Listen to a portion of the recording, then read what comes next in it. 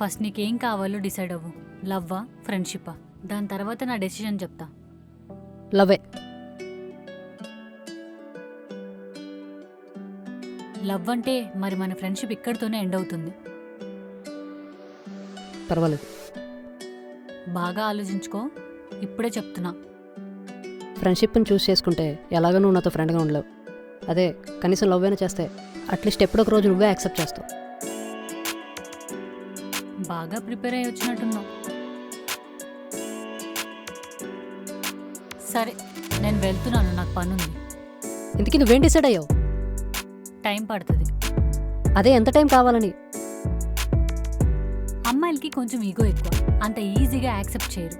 మా వెంట పడాలి, తిరగాలి, కన్విన్స్ చేయాలి. అప్పటికీ ఒప్పుకున్నా మా పేరెంట్స్ని ఒప్పించాలని కండిషన్స్ పెడతాం. సో చాలా టైం పడుతుంది. అప్పటి వరకు వెయిట్ చేయలేవా?